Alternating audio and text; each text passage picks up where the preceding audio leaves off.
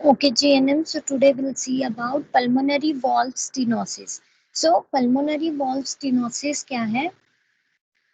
Okay, so pulmonary valve stenosis एक ऐसी condition है in which there is a deformity on or near your pulmonary valve. यहाँ पे क्या होता है, जो हमारे pulmonary valves होते हैं वहाँ पे क्या हो जाता है, कोई भी deformity हो जाती है या फिर उसके जो surroundings में हो जाता है,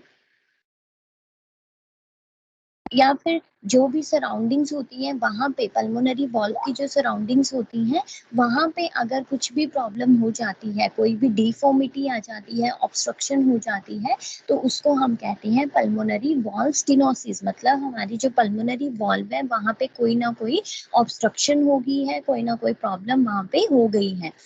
पल्मोनरी वॉल्व में क्या होता है, मेनली जब भी पल्मोनरी वॉल्व स्टेनोसिस होती है,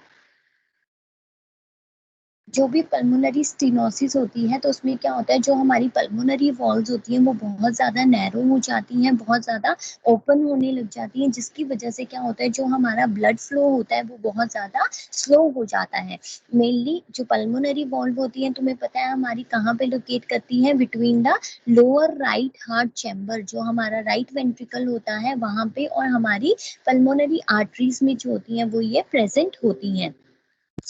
जब भी पल्मोनरी वॉल्व स्टेनोसिस आता है तो इसी के इसके वर्ड में ही इसका आंसर है। स्टेनोसिस इज मींस डिफॉर्मिटी, मतलब जो हमारी पल्मोनरी वॉल्व्स होती हैं वहां पे कोई भी डिफॉर्मिटी हो जाती है, या फिर जो उसकी सराउंडिंग्स है वहां पे कोई भी डिफॉर्मिटी हो जाती है, जिसकी वजह से क्या होता है, हमारे जो पल्मोनरी वॉल्व है वो ओपन हो जाते हैं और हमारा जो ब्लड फ्लो स्लो हो जाता है, उसको हम कहते हैं pulmonary stenosis. Then next comes to causes, क्या क्या हो सकते हैं। तो pulmonary valve, okay, so contributing conditions क्या क्या हो सकती हैं।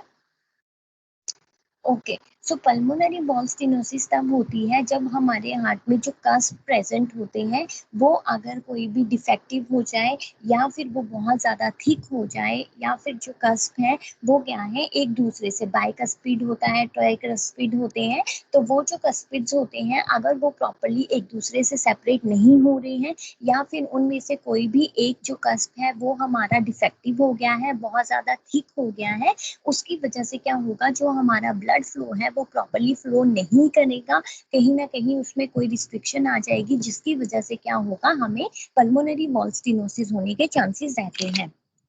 Next comes to carcinoid, carcinoid syndrome. अगर किसी पेशेंट को कार्सिनोइड सिंड्रोम है तो उस पेशेंट में भी पल्मोनरी वॉल्व स्टेनोसिस होने के चांसेस रहते हैं। कार्सिनोइड सिंड्रोम में क्या होता है, इसमें जो हमारे कैंसरस ट्यूमर होते हैं, जिनको हम कार्सिनोइड ट्यूमर भी बोल सकते हैं, वो क्या करते हैं, हमारी ब्लड स्ट्रीम में कुछ केमिकल्स को सिक्रीट करते हैं, जिसकी वजह से बहुत ज्यादा हमें साइन एंड सिम्टम्स शुरू हो जाते हैं आना, और क्या होता है, मेनली हमारा जो जीआई ट्रैक्ट होता है या हमारे लंग्स होते हैं वो उससे अफेक्ट होने लग जाते हैं। तो अगर किसी भी पेशेंट को कैरिसिनॉइड या कैरिकेनॉइड सिंड्रोम है तो चांसेस होते हैं कि पेशेंट को पल्मोनरी वॉल्व सिंड्रोम हो जाए। Carcinoid syndrome is nothing but it is a cancerous tumour जो हमारे ब्लड स्ट्रीम में बहुत ज्यादा केमिकल्स को सिक्रीट करने का शुरू कर देता है, जिसकी वजह से क्या होता है, हमारा मेनली जीआई ट्रैक्ट और हमारे जो लंग्स हैं वो अफेक्ट होना शुरू हो जाते हैं, और जिसकी वजह से जब हमारी ब्लड स्ट्रीम में बहुत ज्यादा केमिकल्स क्रिएट होने लग जाएंगे तो कहीं ना कहीं हमारा ब्लड फ्लो जो है वो रिस्ट्रिक्ट होगा, और जिसकी वजह से क्या होगा, हमें पल्मोनरी स्टेनोसिस वॉल्व स्टेनोसिस होने के चांसेस रहते हैं। नेक्स्ट कम्स टू, अगर किसी पेशेंट को रियूमेटिक फीवर है, पहले से ही किसी को रियूमेटिक फीवर है, तब चांसेस होते हैं कि उस पेशेंट को क्या है, पल्मोनरी स्टेनोसिस हो सकता है। And rheumatic disease is nothing but it's a inflammatory disease, जो क्या करता है, हमें कब होता है, जब हमारे थ्रोट में कोई भी इंफेक्शन हो जाता है, तो उसको हम कहते हैं, अगर कोई भी रियूमेटिक फीवर पेशेंट को तब होता है जब हम स्ट्रेप्टोकोकस की वजह से, बैक्टीरिया की वजह से हमारे थ्रोट में इंफेक्शन हो गया है और हम उसको प्रॉपर ट्रीट नहीं कर रहे हैं, तो हमें रूमेटिक फीवर होने के चांसेस रहते हैं। अगर रूमेटिक फीवर को हमने अच्छे से ट्रीट नहीं किया, या पहले से ही किसी पेशेंट को क्या है, पहले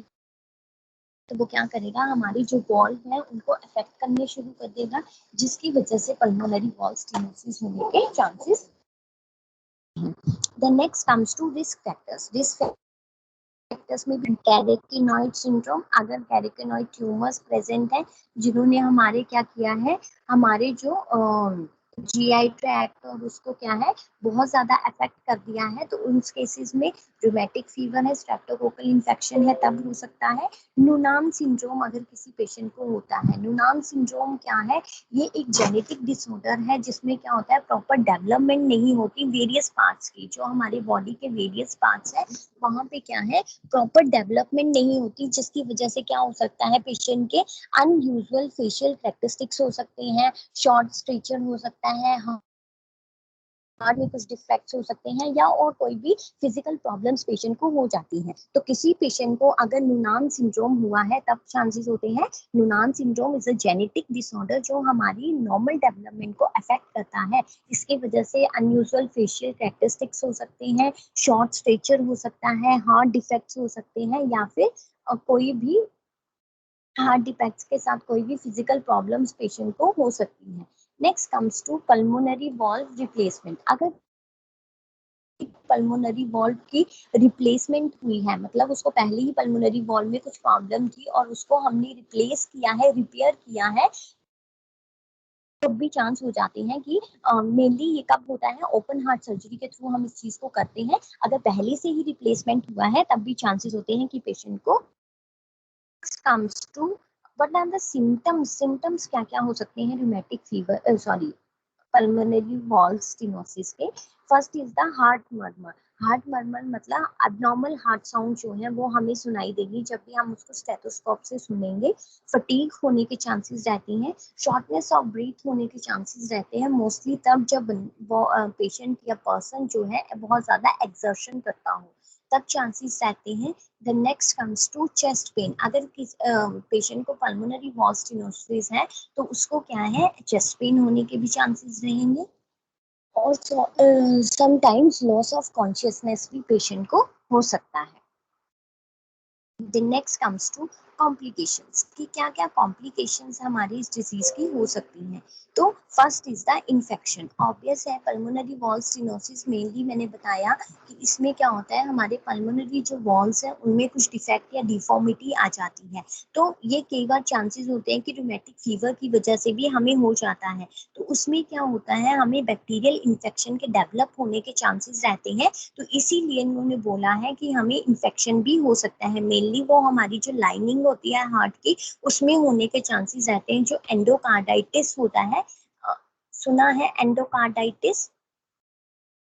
ओके, सो एंडोकार्डाइटिस अगर होने के चांसेस रहते हैं, मेनली द रीजन इज कि बैक्टीरियल इन्फेक्शन होने के चांसेस रहते हैं, जो मेनली हमारे हार्ट वॉल्स की जो लाइनिंग होगी वहां पे होगा, जिसको हम बोल सकते हैं इन्फेक्टिव एंडोकार्डाइटिस। इसमें क्या होगा बैक्टीरियल इन्फेक्शन की वजह से जो लाइनिंग होगी वहां पे इन्फ्लामेशन आ जाएगी, जो हमारी एंडोकार्डियम लेयर होती है वहां की जो इनर लाइनिंग होगी वहां पे इन्फ्लामेशन आने के चांसेस रहते हैं। हार्ट पंपिंग प्रॉब्लम्स, जो हमारा हार्ट है, क्योंकि क्या होगा पल्मोनरी वॉल जो है ओपन हो जाएंगी, नैरो हो जाएंगी, तो ब्लड फ्लो कहीं ना कहीं स्लो हो जाएगा, रिस्ट्रिक्ट हो जाएगा, जिसकी वजह से हमारी जो हार्ट की पंप करने की एबिलिटी है कहीं ना कहीं वो कम हो जाएगी। देन आता है हार्ट फेलियर। हार्ट फेलियर होने के चांसेस रहते हैं अगर हमारा पंप जो है सॉरी हमारा हार्ट जो है प्रॉपरली हार्ट ब्लड को पंप नहीं कर पा रहा है, तो उससे क्या होगा हार्ट फेलियर होने के चांसेस रहते हैं, जिसकी वजह से हमारी लेग्स या हमारी एब्डोमेन में कहीं पे भी हमें स्वेलिंग आ सकती है, उसी के साथ हमें फैटीग और शॉर्टनेस ऑफ ब्रेथ होने के भी चांसेस रहते हैं। इरेगुलर हार्ट बीट, एरिथमिया होने के चांसेस रहते हैं। एरिथमिया क्यों होगा, मतलब इरेगुलर हार्ट बीट क्यों होगी, एक तो पहले से ही ब्लड फ्लो जो है वो हमारा स्लो है, उसके साथ साथ क्या है हमारी जो पल्मोनरी वॉल्स है वो बहुत ज्यादा नैरो हो गई है, हमारा जो हार्ट है प्रॉपरली पंप नहीं कर पा रहा है, तो देयर में भी चांसेस कि जो हमारी हार्ट बीट्स है वो इरेगुलर हो सकती हैं। सो यही थी कॉम्प्लिकेशन जो हमें पल्मोनरी वॉल स्टेनोसिस की वजह से हो सकती है। नेक्स्ट कम्स टू डायग्नोसिस कि हम कैसे डायग्नोज करेंगे कि पेशेंट को पल्मोनरी वॉल स्टेनोसिस हो गया है। So first we will do echocardiogram. Echocardiogram में साउंड वेव्स हम प्रोड्यूस करेंगे जिसकी वजह से हमें ये पता लग जाएगा कि लोकेशन क्या है और किस एक्सटेंट तक नैरोइंग हुई है या स्टेनोसिस हुई है हमारी वॉल्स की, और हमारे जो वेंट्रिकल्स हैं उनका साइज क्या है, उनका फंक्शन है, अगर अफेक्ट हुआ है तो कितनी डिग्री में तक वो अफेक्ट हो चुका है। और समटाइम्स जब इकोकार्डियोग्राम करते हैं तो doctors will do 3D echocardiogram भी पेशेंट का हम करते हैं। वही है साउंड वेव उसमें क्या करते हैं, प्रोड्यूस करते हैं, जिसकी वजह से क्या होता है जो भी हमें साइज एक्सटेंट लोकेशन जो भी होता है वो उसका हमें पता लग जाता है। 3D is nothing but it's a three dimensions में वो क्या करते हैं उसका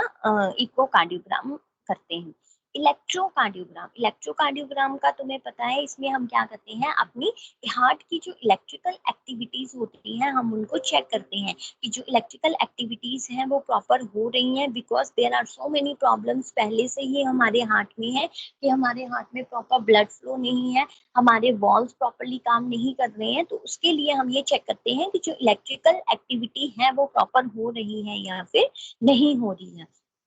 Sometime to confirm the pulmonary wall stenosis, we can do MRI और CT scans, magnetic resonance imaging भी हम करते हैं, CT स्कैन भी हम करते हैं, जिसमें हम क्या करते हैं क्रॉस सेक्शनल व्यूज देखते हैं। MRI में हम डाई इंसर्ट करके हम क्या करते हैं इमेजेस को देखते हैं, जिसकी वजह से हमें ये पता लग जाता है कि ऑब्स्ट्रक्शन कहाँ पे आई है और कितनी ऑब्स्ट्रक्शन है या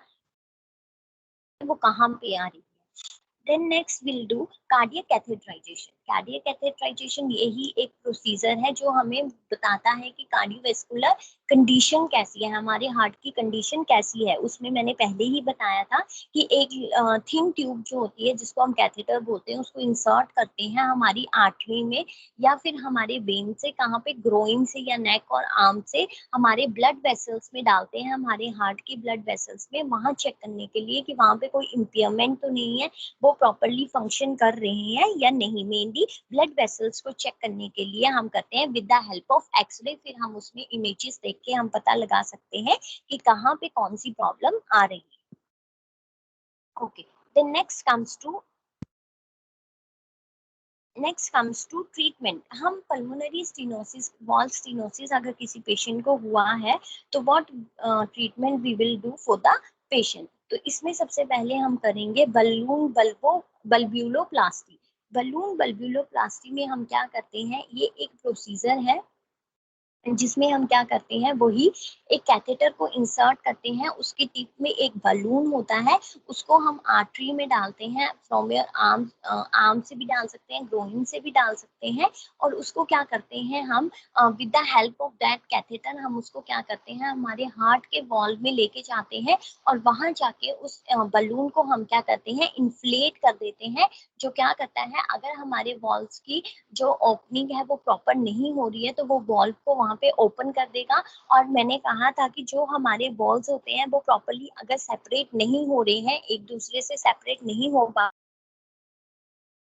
with the help of that balloon जब हम उसको इन्फ्लेट करेंगे तो क्या करेगा वो वहां के जो कस्प होंगे उसको सेपरेट कर देगा, जिसकी वजह से क्या होगा जो हमारा ब्लड फ्लो रिस्ट्रिक्ट हुआ था वो वहां से प्रॉपरली पास आउट हो जाएगा। तो इसको बोलते हैं बल्ब्यूलोप्लास्टी। बल्ब्यूलोप्लास्टी मेनली हम क्यों करते हैं, हार्ट वॉल्व को ओपन करने के लिए, स्टेनोसिस को डिफॉर्मिटी को चेंज करने के लिए। उसमें क्या करता है डॉक्टर्स जो होते हैं वो क्या करते हैं एक कैथेटर को इंसर्ट करते हैं जिसके आगे एक बलून होता है, उसमें क्या करता है वो उस कैथेटर को इंसर्ट करता है हमारी ब्लड वेसल्स में ग्रोइन से हमारे, और फिर क्या करता है उसको हमारे आयोटा में लेके जाता है हमारे हार्ट के, फिर वहां पे क्या करता है उस बलून्स को इन्फ्लेट करता है ताकि वो जो वॉल्व है वो प्रॉपरली ओपन हो जाए, वाइड उसको कर सके, और जो वहां पे बॉल्स हैं ये जो कस्प्स हैं वो अगर प्रॉपरली सेपरेट नहीं हो पा रहे हैं तो उन चीजों को वो सेपरेट करने के लिए उसको यूज करते हैं। मेनली कुछ साइड इफेक्ट्स भी हो सकते हैं बलून प्लास्टिक के, ब्लड लीकेज हो सकता है, और क्या हो सकता है ब्लीडिंग हो सकती है, इन्फेक्शन हो सकता है, और ब्लड क्लोट्स होने के भी चांसेस रहते हैं। Then next comes to open heart surgery. हम पेशेंट की ओपन हार्ट सर्जरी भी कर सकते हैं।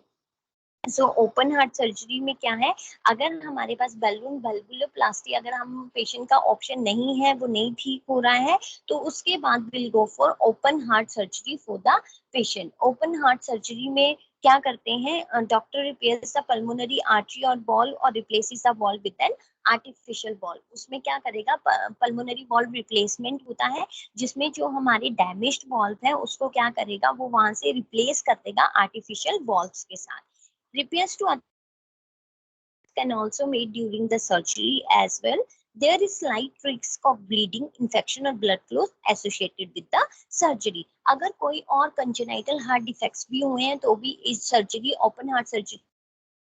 के उसको ठीक कर सकते हैं। बट अगर जब हम ये सर्जरी करते हैं तो वहां पे कुछ ज्यादा रिस्क नहीं होता है ब्लीडिंग का, सॉरी वहां पे थोड़ा सा रिस्क होता है कि पेशेंट को ब्लीडिंग हो जाए, इन्फेक्शन हो सकता है या फिर ब्लड क्लॉट भी हो सकता है जब हम पेशेंट की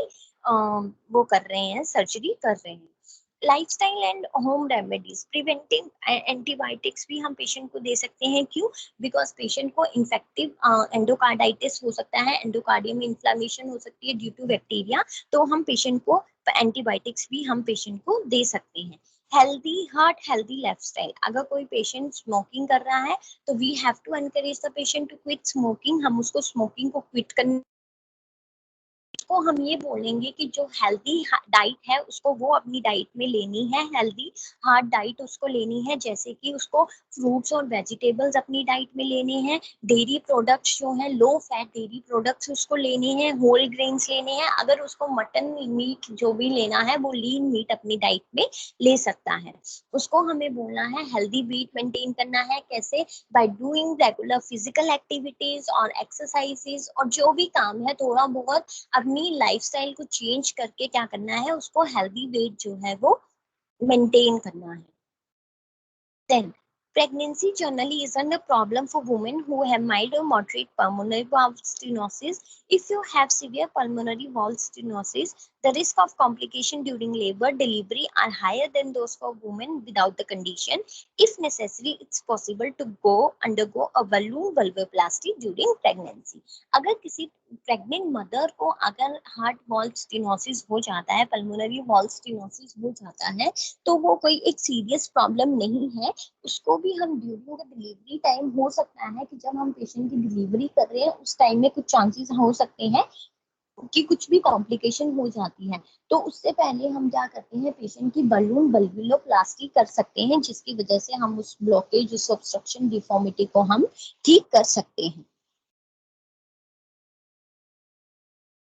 ओके, वही हम इसमें, हाँ, हेल्थ एजुकेशन हम पेशेंट को दे सकते हैं, वही है कि अपनी जो डाइट है उसको अच्छे से हेल्दी हार्ड डाइट उसको लेनी है, जिसमें उसको फ्रेश फ्रूट्स वेजिटेबल्स उसको लेनी है अब अपनी डाइट में अच्छे से। और उसको हम बोल सकते हैं कि अगर वो पॉसिबल है पेशेंट के लिए तो को अच्छे से एक्सरसाइजेस के लिए बोलना है कि वो अच्छे से एक्सरसाइजेस कर ले। देन उसके बाद हम पेशेंट को ये बोल सकते हैं कि पर्सनल हाइजीन मेंटेन करके रखनी है, because it happens due to bacterial infection, sometime there may be causes of bacterial infection. तो क्या हो सकता है, अगर पेशेंट को बैक्टीरियल इन्फेक्शन है तो हमें पेशेंट को बोलना है कि वो अपनी पर्सनल हाइजीन को क्या है, मेंटेन करके रखे। और उसके बाद हम पेशेंट को बोल सकते हैं कि पेशेंट की जो प्रिस्क्राइब मेडिकेशन है उसको वही लेनी है। अगर उसकी सर्जरी हुई है तो he have to take proper care of himself, कि उसको अच्छे से क्या है अपनी केयर करनी है। फॉलो अप के लिए हम पेशेंट को बोल सकते हैं कि प्रॉपर फॉलो अप जो है वो डॉक्टर के साथ उसको करना है, ताकि अगर कोई भी उसको लगता है कि कोई भी साइन एंड सिम्टम्स या कुछ भी एबनॉर्मेलिटी उसको अपनी इसमें लगती है, तो उसको क्या करना है, उसको जल्दी से आके डॉक्टर को इन्फॉर्म करना है। The next comes to nursing diagnosis, कि हम क्या क्या नर्सिंग डायग्नोसिस पेशेंट के लिए हम बना सकते हैं। ओके, पेशेंट के लिए क्या क्या डायग्नोसिस बन सकते हैं। सबसे पहले क्या होगा, इम्पेयर्ड गैस एक्सचेंज होगा, किसकी वजह से, जो हमारा वेंटिलेशन परफ्यूजन इम्बैलेंस हुआ है बॉडी में, उसकी वजह से गैस एक्सचेंज जो है वो प्रॉपर्ली नहीं होगा due to reduce blood flow, you can say हमारा हार्ट जो है प्रॉपर्ली वर्क नहीं करेगा, कार्डियक आउटपुट जो है वो डिक्रीज हो सकती है, किसकी वजह से, प्रीलोड आफ्टर लोड की वजह से, या फिर हमारे हार्ट की जो कंट्रैक्टिलिटी है वो क्या है, ऑल्टर्ड होगी है, उसकी वजह से कार्डियक आउटपुट डिक्रीज हो सकती है। इन एक्टिविटी टॉलरेंस या एक्टिविटी इनटॉलरेंस हो सकता है, किसकी वजह से, हमारी जो इम्बैलेंसेस हो गए हैं ऑक्सीजन सप्लाई में और हमारी डिमांड में, मतलब जितनी हमारी डिमांड है due to lack of blood supply उतना ऑक्सीजन बॉडी को नहीं मिल पा रहा है, तो देयर में भी चांसेस कि पेशेंट को क्या है, कोई भी पेशेंट को एक्टिविटी चांसेस रहते हैं। Then next comes to in knowledge deficit हो सकता है रिलेटेड टू उसका एक्टिविटी स्केड्यूल क्या होना चाहिए, या फिर उसको मेडिकेशंस क्या है उसके थ्रू भी हो सकता है, डाइट थेरेपी उस पर्सन को क्या लेनी है प्रॉपर, उसके रिलेटेड भी उसको क्या है हो सकता है। एंजाइटी हो सकती है पेशेंट को, किसकी वजह से, जो पेशेंट ने अपना एंजाइटी हो सकती है सर्जिकल प्रोसीजर से रिलेटेड, कि जो सर्जिकल प्रोसीजर पेशेंट के हो रहे हैं उसके रिलेटेड उसको कोई भी एंजाइटी फियर कुछ भी हो सकता है, it may be related to hospitalisation भी हो सकता है, और जो प्रोसीजर्स या इन्वेशंस उसके साथ होने वाले हैं उसके रिलेटेड भी उसको हो सकता है। Then next comes to nursing intervention. Nursing intervention करेंगे पेशेंट को, सबसे पहले हम क्या करते हैं, जनरल कंडीशन पेशेंट की चेक करते हैं। जब हम असेसमेंट की बात करें, देन पेशेंट को हम क्या करेंगे, उसको इंफॉर्मेशन प्रोवाइड करेंगे अबाउट द हॉस्पिटलाइजेशन, उसकी अगर सर्जरी होने वाली है उससे रिलेटेड, उसकी केयर जो प्री ऑपरेटिव, ड्यूरिंग ऑपरेशन और पोस्ट ऑपरेटिव केयर हो रही है उसके बारे में बता सकते हैं। आईसीयू स्टे अगर उस पेशेंट को हमें करवाना है तो उसके बारे में हम पेशेंट को बता सकते हैं। विजिटिंग आवर्स क्या होते हैं वो बता सकते हैं, और क्या क्या प्रोसीजर सीसीयूज में होते हैं। अगर patient is able to listen, अगर हम वो पेशेंट बहुत ज्यादा हाइपर है, उसको नहीं सुनना है, तो हम ये चीजें पेशेंट को नहीं बताएंगे, बट अगर patient is able to do self care तब हम उनको ये चीजें बता सकते हैं। देन पेशेंट को हमें इन्फॉर्म करना है कि उसको फॉलो अप कैसे करना है, मेडिकेशंस क्या क्या लेनी है, उसको जो जो लाइफस्टाइल चेंजेस उसके लिए नेसेसरी है वो हम उसको बताएंगे, ताकि वो प्रॉपरली उन चीजों को करे, जिसकी वजह से क्या है, अगर वो लाइफस्टाइल चेंजेस करेगा तो हमारी जो फिजिकल एक्टिविटी है वो भी अच्छी हो जाएगी, प्लस वो वेट को मेंटेन करने में भी सक्सेसफुल होगा। देन नेक्स्ट कम्स टू कि नर्सिंग इंटरवेंशंस के साथ साथ हम रैशनल्स भी देखते हैं, तो उसमें क्या कर सकते हैं, पेशेंट को सेल्फ केयर डेफिसिट हो सकता है तो हमें पेशेंट को एनकरेज करना है सेल्फ केयर के लिए, और उसकी जो एक्टिविटीज हैं उसको हमें इंक्रीज करवाना है, जिससे क्या होगा, पेशेंट की जो सेल्फ एस्टीम है वो भी इम्प्रूव हो सकती है, सेंस ऑफ पार्ट जो है वो भी पेशेंट की इससे इम्प्रूव हो सकती है। देन पेशेंट को जब भी हमारी असिस्टेंस की जरूरत है हमें उसको असिस्टेंट प्रोवाइड करनी है as needed by the patient, जिसकी वजह से क्या होगा, उसकी बॉडी में जो बैलेंसेस हैं उनको मेंटेन करने में हेल्प होगी, और जितनी उसकी बॉडी की डिमांड है उसको प्रॉपर उतना चीजें जो है वो मिल पाएंगी। देन पेशेंट को हम बोल सकते हैं उसकी जो भी, अगर पेशेंट कोई भी एक्टिविटी कर रहा है तो we have to monitor vital signs before and after,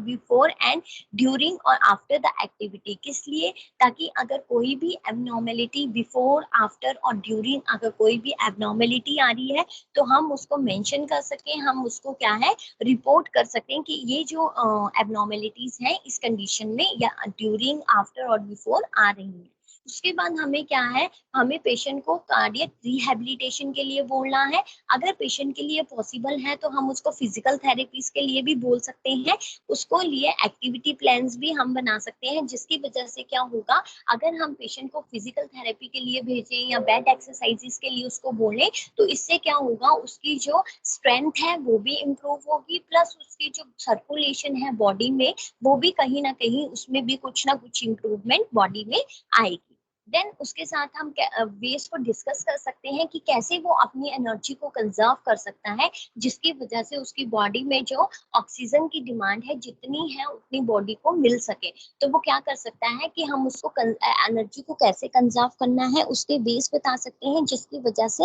वो ऑक्सीजन का लेवल जो है उसको हम बॉडी में मेंटेन कर सकते हैं कि प्रॉपर वो बना रहे।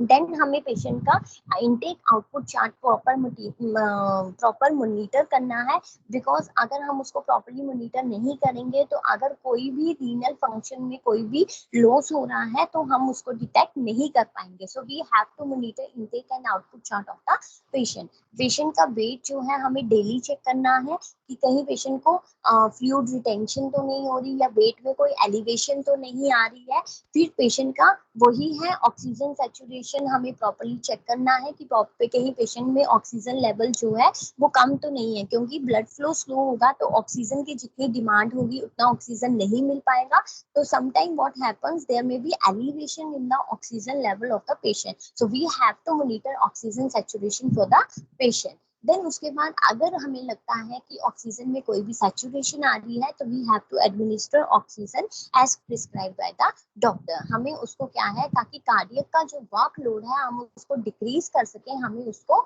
ऑक्सीजन जो है वो एडमिनिस्टर करवानी है as prescribe by the doctor. Patient को हमें बेड रेस्ट के लिए एनकरेज करना है, जिसकी वजह से क्या होगा प्रॉपर उसकी बेड रेस्ट करेगा तो उससे क्या होगा, एक तो उसकी जो वेंटिलेशन है एल्वियोलर वेंटिलेशन है वो भी प्रॉपर हो सकती है, प्लस उसको अगर कोई भी प्रॉब्लम बॉडी में आ रही है तो उसको भी कहीं ना कहीं कुछ इम्प्रूवमेंट हो सकती है. Administer medication as prescribe. जो भी मेडिकेशन है वो हमें उसको देना है ताकि हम फ्लूइड वॉल्यूम को रिड्यूस होने से बचा सके, प्लस जो कार्डियक वर्कलोड बढ़